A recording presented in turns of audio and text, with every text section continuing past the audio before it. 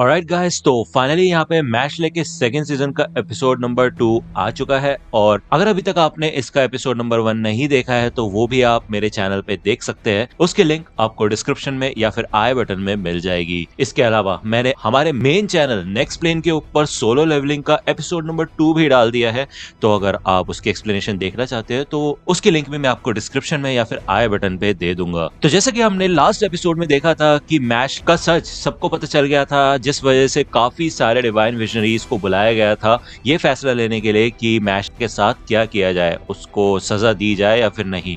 और तभी एंड मौके पे यहाँ पे रेन और प्रोफेसर वॉलबर्ग आ गए थे जिन्होंने इन लोगों को रोक दिया था। इसी वजह से हमारे सेकंड एपिसोड की शुरुआत में हमें मैजिकल ब्यूरो का सीन दिखाया जाता है और इधर ऑटर अभी भी अपनी बात पे अड़ा हुआ होता है। उसके हिसाब से जो लोग मैजिक का इस्तेमाल नहीं कर सकते उनको सजा मिलनी चाहिए, और इसके बावजूद मैश ने ईस्टर्न एकेडमी को ज्वाइन किया, तो ये तो बिल्कुल रूल्स के खिलाफ है। तो इस चीज के लिए कोई बातचीत करने की जरूरत नहीं है, हमें जल्द से जल्द इस लड़के को सजा सुनानी होगी। लेकिन मिस्टर वॉलबर्ग इस फैसले के खिलाफ होता है, क्योंकि ऐसा पहली बार हुआ है कि इनोसेंट जीरो ने अपना मैसेंजर भेजा हो। इसका मतलब ये है कि मैश एक जरिया बन सकता है इनोसेंट जीरो तक पहुंचने का, तो हम इतनी आसानी से मैश को सजा नहीं दे सकते, ये जानते हुए कि इनोसेंट जीरो से इसका कोई ना कोई कनेक्शन हो सकता है। मैश कहता है कि ऐसा लगता है हेडमास्टर सच में काफी ज्यादा इंपॉर्टेंट है। तो रियो कहता है ऐसा इसलिए है क्योंकि मिस्टर वॉलबर्ग पहले एक डिवाइन विजनरी हुआ करते थे और ये एक ऐसे जीते जाते लेजेंड है जिसने इनोसेंट जीरो को खुद आमने सामने की टक्कर दी है अपनी जवानी में। इसी वजह से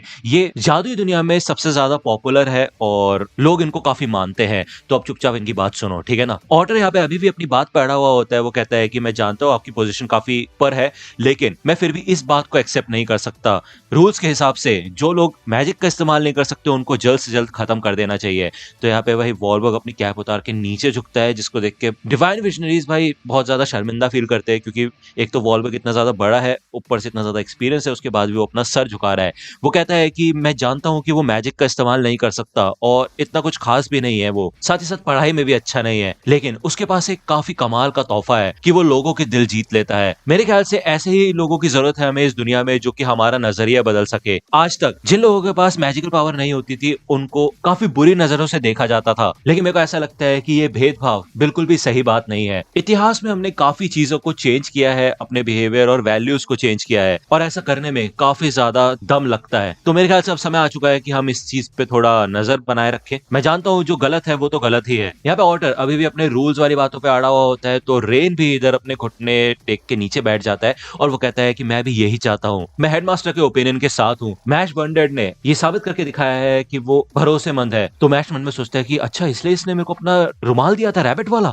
तो रेन मन में कहता है नहीं वो बात नहीं है। तो ये डिवाइन विजनरीज यही कहते हैं कि हमें जल्द से जल्द ये काम खत्म कर देना चाहिए, फिर चाहे अगर मिस्टर वॉलबर्ग कहते भी है उसके बावजूद लोग नहीं एक्सेप्ट करेंगे इस एक्सेप्शन को, वो यही चाहेंगे कि इसको खत्म कर दिया जाए। ऑटर यही कहता है कि आप लोग सिर्फ अपने इमोशंस के बारे में सोच रहे हैं और ठीक से सही फैसला नहीं ले पा रहे। लेकिन तभी पीछे से ब्लेस आता है और वो ये कहता है कि मैं भी यही मानता हूँ कि भगवान ने ये जो हमें मैजिकल पावर्स दी है ये एक तरीके का स्पेशल गिफ्ट है, यही हमें उन लोगों से अलग बनाता है जिनको पावर्स नहीं दी गई है। इसी वजह से वो लोग हमारी तरह नहीं है। लेकिन ये तो मानना पड़ेगा कि आज जिस बंदे के पास जादू नहीं था उसने मेरी जान बचाई है। मैं मानता हूँ कि रूल्स को मानना जरूरी है, और अगर ऐसा करके मैं अपनी ड्यूटी से मुंह मोड़ रहा हूँ तो चलेगा, लेकिन मैं भी नहीं चाहता कि इस लड़के को सजा मिले, फिर चाहे उसके लिए तुम मेरे को सजा दे दो। तो इन सब बातों को ध्यान में रखते हुए ऑटर यही कहता है कि ठीक है हम इस लड़के को सजा नहीं देंगे, लेकिन उसके पीछे कुछ कंडीशंस है। ये लड़का इनोसेंट जीरो से लड़ने के लिए हमारे अंडर काम करेगा, बिल्कुल एक प्यादे की तरह, और इसके अलावा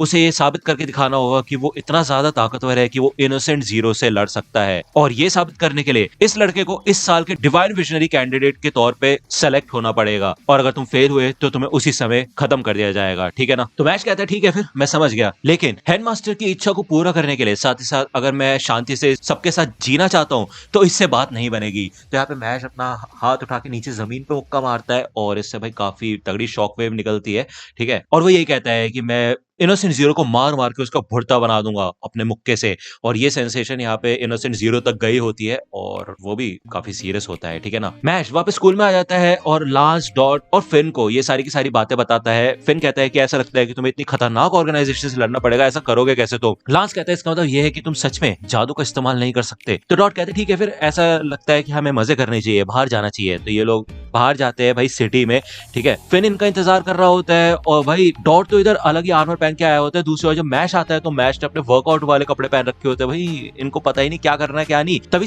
पीछे से लांस आता है और फिन को लगता है भाई ये तो कम से कम नॉर्मल बन के आया है, नॉर्मल कपड़े पहन के आया है। लेकिन भाई वो भी अपनी शर्ट खोल के दिखाता है कि उसने अपनी सिस्टर की टी शर्ट पहन रखी होती है जो कि उसको आंख भी मारती है। भाई फिन तो परेशान ही हो जाता है बेचारा। वो कहता है भाई क्या भाई, मैं नहीं जानता इन लोगों को, कौन है ये लोग। ये लोग इस सिटी में आगे घूमते हैं और डॉट बताता है कि यहाँ पे मार्शेट स्ट्रीट पे एक ऐसा फेमस गेम है जो कि सिर्फ यहीं पे देखा जाता है। तो ये लोग यहाँ पे जब आते हैं तो देखते हैं कि एक छोटा सा कोआला होता है और उसकी जो स्नॉट होती है वो हार्ड हो जाती है। उसको अगर हम छींक दिलवाते हैं तो उसके स्नॉट से हमको निशाना लगाना होता है, ठीक है। मैश यहाँ पे ट्राई करने के लिए आगे बढ़ता है। डॉट कहता है कि तुम तो बिल्कुल नए हो, तुम्हें तो पता भी नहीं चलेगा कि ये होता कैसे है, तुम तो टारगेट पे भी हिट नहीं कर पाओगे। लेकिन भाई वो कोला से डॉट के सर पे ही हिट कर देता है जिसके बाद उसके सर से खून भी निकल जाता है। डॉट यहाँ पे आता है और वो कहता है देखो मैं दिखाता हूँ तुम्हें कैसे करते हैं, ठीक है ना। वो भी यहाँ पे उसके भाई नाक में उंगली करता है मतलब खुजली करता है, ठीक है। और इस बार निशाना मैश के सर पे पड़ता है जिसके बाद भाई मैश और डॉट लड़ते हैं और ऑब्वियसली मैश डॉट की वाट लगा देता है। लांस को इधर एक नई वॉन्ड चाहिए होती है तो ये लोग एक नई वॉन्ड लेने के लिए जा रहे होते हैं। वो बताता है कि डिवाइन विजनरी कैंडिडेट एग्जाम इस बार जल्दी होंगे और वो बिल्कुल नजदीक ही है और इस बात का इन्हीं को फायदा मिलेगा क्योंकि इनके पास सबसे ज्यादा कॉइन्स है, ठीक है ना। असली खेल होगा फाइनल स्क्रीनिंग पे। तो लांस कहता है कि मैं जानता हूँ कि तुम जादू का इस्तेमाल नहीं कर सकते लेकिन मैं तुम्हें हल्के में नहीं लूंगा, समझे ना।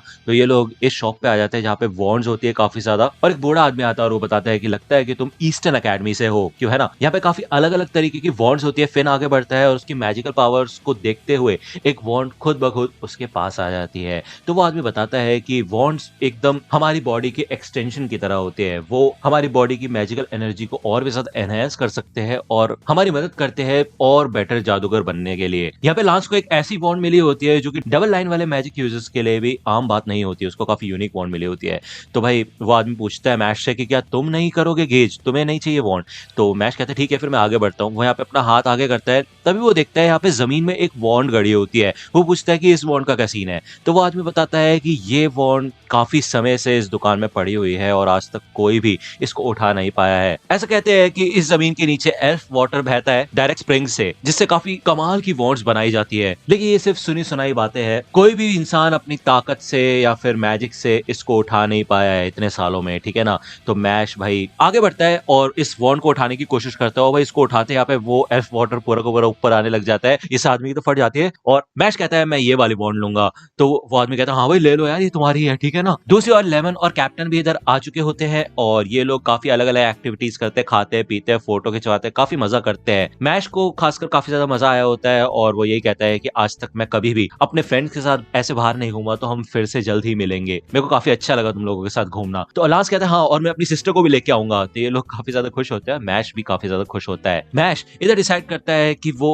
अपने डिवाइन विजनरी की सिलेक्शन एग्जाम से पहले अपने घर जाना चाहता है रेगरो से मिलने के लिए। वही दूसरी ओर हमें ऑटर का सीन दिखाया जाता है जिसने एक बंदे को डिनर पे इनवाइट किया होता है और वो बताता है कि अब मिस्टर वॉलबर्ग बूढ़े हो चुके हैं, इस वजह से वो ठीक से फैसला नहीं ले सकते। तो जिन लोगों के पास ताकत है, पावर है, उनकी रिस्पॉन्सिबिलिटी है कि वो लोग इस चीज के बारे में कुछ करे। तो मैं सीधे सीधे तुम्हें बता दूं कि वो बंदा किसी भी हालत में डिवाइन विजनरी की सिलेक्शन एग्जाम में बैठना नहीं चाहिए। ऑर्काडॉम के प्रीफेक्ट मार्गरेट मैकरॉन, तो भाई ये ऑर्काडॉम का प्रीफेक्ट होता है मैकरॉन और ये ताकतवर तो होता ही है, ठीक है। मैकरॉन कहता है कि तुम मेरे से ऐसे अपना काम नहीं करवा सकते, मैं हर किसी की धुन पे नहीं नाचता, समझे ना। लेकिन मुझे एक चीज से फर्क पड़ता है जो कि है ताकत। तो ऑटर बताता है कि उस चीज की तुम्हें बिल्कुल भी कमी नहीं महसूस होगी क्योंकि मैश बर्नडेड ने लैंग के सबसे परफेक्ट बंदे एबल को भी हरा दिया है। तो मैकरॉन कहता है ओह ऐसी बात है क्या, लेकिन किसी से सिक्के छीन लेना कोई ज्यादा बड़ी बात नहीं है कि नहीं, उससे ताकत का पता थोड़ी ना चलता है। तो ऑटर बताता है कि उसने ये सब बिना मैजिक के किया है, ठीक है ना। तो साफ सफाई मेरे ऊपर छोड़ दो और जितना ज्यादा जंगली हो सकते हो उतना ज्यादा जंगली बन जाओ। तो भाई मैकरॉन तो शौक ही हो जाता है कि ऐसा कैसे हो सकता है यार। वो यहाँ पे पियानो बजाने लग जाता है और दूसरी ओर हमें मैश का सीन दिखाया जाता है जो कि रेगरो के पास वापस आ जाता है। साथ ही साथ ये सारे के सारे दोस्त भी उसके घर पे आए होते हैं। रेगरो काफी ज्यादा इमोशनल हो जाता है ये देख के कि मैश ने अपने दोस्त बना लिए हैं। डॉट तो भले ही उसको अपना दुश्मन बताता है कि भाई वो उसका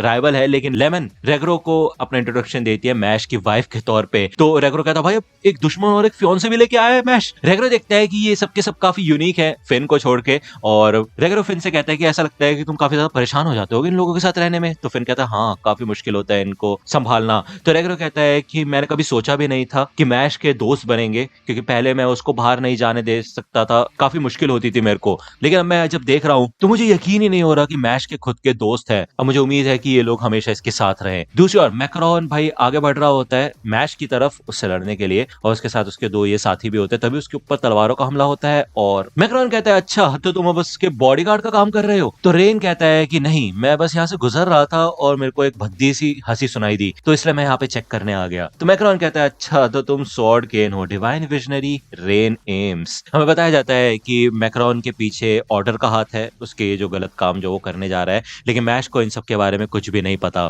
ठीक है, तो अब देखते हैं आगे क्या होगा। एंड नेक्स्ट एपिसोड आएगा नेक्स्ट संडे को। मैं जल्द से जल्द लाने की कोशिश करूंगा। एक्चुअली सोलो लेवलिंग और मैशले दोनों के एपिसोड एक साथ आते हैं, जिस वजह से दोनों के वीडियो एक साथ बनाना थोड़ा मुश्किल हो जाता है, लेकिन मैं ट्राई करूंगा जल्द से जल्द कवर अप करने का। ओके, साथ में क्लासरूम ऑफ द एलाइट भी चल रहा है, मैं उसका सेकंड सीजन जल्दी से कवर करके थर्ड सीजन पे आऊंगा। ठीक है, तो यार आप मेरे को कमेंट सेक्शन में बताना आपको वीडियो कैसी लगी। अगर आपको वीडियो पसंद आए तो लाइक करना, सब्सक्राइब कर लो अगर आप हमारे नेक्स्ट पेन चैनल पे नए हो तो। मिलता हूं आपसे अगले वीडियो में, तब तक के लिए गुड बाय। तो दोस्तों आज की वीडियो के लिए सिर्फ इतना ही। आई होप कि आपको ये वीडियो पसंद आई होगी। अगर आपको ये वीडियो पसंद आई हो तो प्लीज लाइक कीजिए, अपने दोस्तों के साथ शेयर कीजिए और मेरे चैनल को सब्सक्राइब करना मत भूलेगा। और अगर आप मुझे कांटेक्ट करना चाहते हैं तो आप मुझे इंस्टाग्राम पे कांटेक्ट कर सकते हैं। मेरे पेज की लिंक आपको डिस्क्रिप्शन में मिल जाएगी। मिलता हूं आपसे अगले वीडियो में, तब तक के लिए गुड बाय।